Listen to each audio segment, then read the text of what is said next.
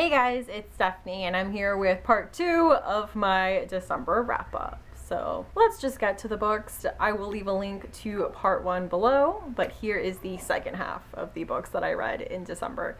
And the first one is one that I'm really excited about. It is one I have heard nothing about from anybody else, but it was one that was just totally up my alley, because it is so comparable to my favorite book ever, 100 Years of Solitude. And that book is The House on the Lagoon by Rosario Ferre. And this is also a Latin American family saga that takes place in Puerto Rico. It was just great. Basically, it's about this couple, and the woman is going through and writing basically a family history for both of their families, and each chapter is a story about all these people. It gets really funny because then the husband finds the manuscript and starts making notes in the margins or writing his own account. And it was just such a visual explanation of like mansplaining. It was hilarious. I don't know that it was supposed to be. It was probably supposed to be frustrating, but I just thought it was so funny that he was like, actually, I know this girl was your best friend, but let me tell you what like I had heard about her. He always felt like his opinion was somehow more correct than hers and always felt the need to explain it to her, and it was just, it would get really frustrating.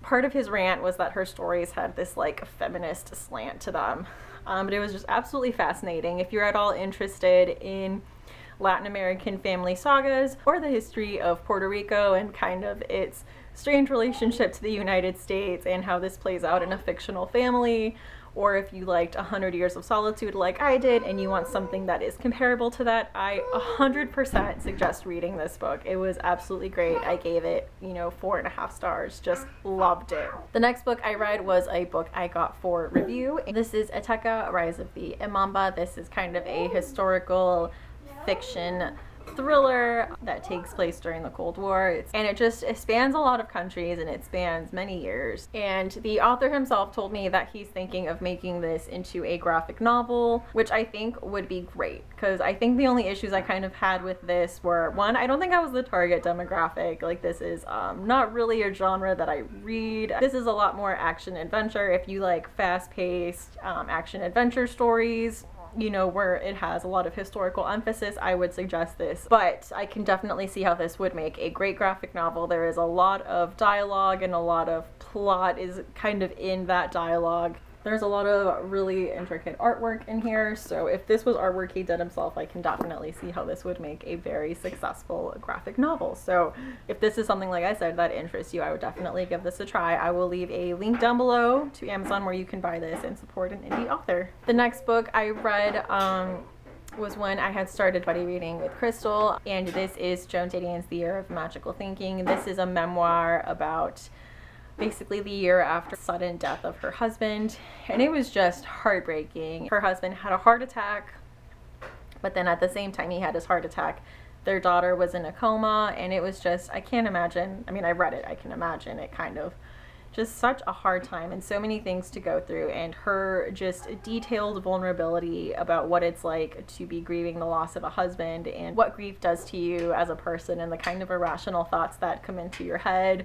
She was talking about how she was very hesitant to throw out his shoes because she thought he would need them when he came back, and it was just heartbreaking. And I'm really glad that she took the time to write this memoir and just really be vulnerable about what it's like to lose someone.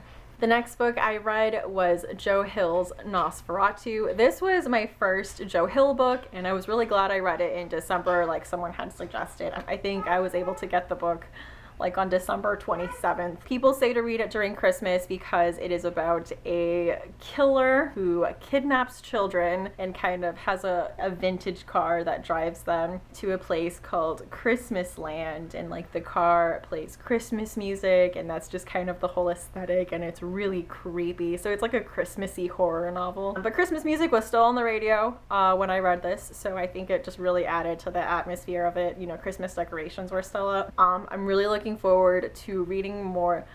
I'm sorry, I went on like a tangent. So it is about a villain who drives a vintage car, but it is also about a little girl who has a bike that can transport her places to find items that are lost. She has an encounter with this man, and she is the only child to ever get away from him. and basically she has a very scary encounter with him as an adult, and it was just great. Like his father, Stephen King, the book was really long but had a lot of great character development. These people felt real, and I really enjoyed it. The next book I read, I picked up just spontaneously, but it was All the Birds Singing by Evie Wyld. I had heard a lot of really good things about this. It is about a girl who was from Australia and now she works at a sheep farm, which seems to have been a theme this month. But in the beginning, you can tell she is paranoid about something that is taking her sheep, and then something from her past coming back for her.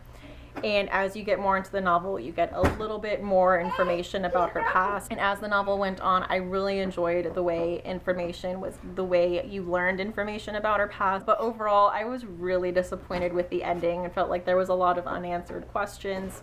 And listen, guys, I'm not quite the queen, but I am like the princess of like unhappy or ambiguous endings. I feel like endings that everyone else has a problem with, I'm totally fine with. I'm usually very understanding of like open-ended or bad endings, but this one, just, I couldn't deal with it on this one. So for that reason, I think I gave it like 3.5 stars. The next book I picked up actually ended up surprising me. This was Tell the Wolves I'm Home by Rifka Brunt. And I had bought this at a library sale, and I wasn't sure about it.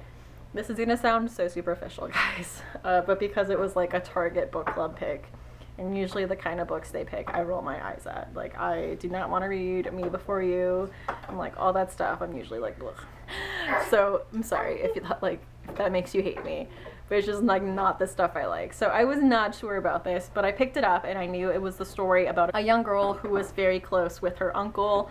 This takes place in the 80s, and her uncle has just died of AIDS, and she's just devastated because she's a very strange girl and her uncle was basically her only friend. They hung out together a lot, and he bequeaths her this very fancy teapot, and she receives that teapot in the mail after he dies with a note basically from his partner, and she didn't know about his partner, and they kind of form a friendship, and it was just such a beautiful coming of age story that just really ended up surprising me. I really enjoyed this book. I think I gave it 5 stars. It was very emotional. I cried a lot, but it was just, I thought it was absolutely beautiful. So I definitely suggest picking this up, despite the fact that it was a Target book club pick. Anyway, guys, that was all the books I read in December. I'm officially done with that now. Thank you so much for watching, and I hope to see you again soon.